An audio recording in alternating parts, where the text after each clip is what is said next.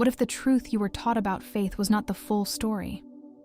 What if, over centuries, pieces were removed, words reshaped, and meanings softened, not to enlighten you, but to make you easier to control?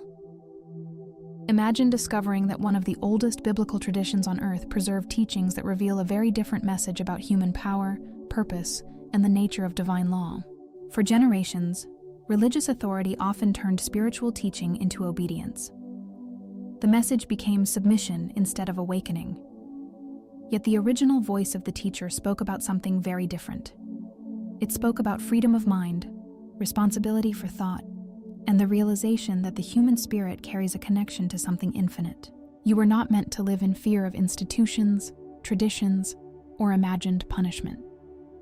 The deeper message suggested that human beings were created to think, to choose, and to create.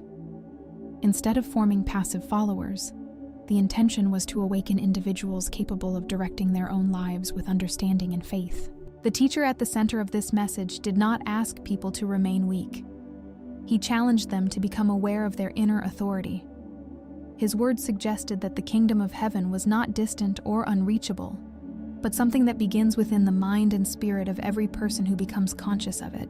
When someone realizes that their mind is connected to a greater intelligence, their entire relationship with life changes. A person who understands this principle cannot easily be manipulated. They are less likely to surrender their choices to fear or pressure, because they recognize their own role in shaping reality. Throughout history, texts have been edited, translated, removed, and debated. Entire books disappeared as rulers and institutions shaped religious narratives. Yet some ancient traditions preserved writings that emphasized the direct relationship between the individual mind and the divine source of life. Those writings describe something radical. The human mind as a temple, not a building made of stone, but a living place where thought, belief, and intention interact with universal law. In this view, spiritual power is not mediated through institutions. It begins with awareness. Consider what that implies.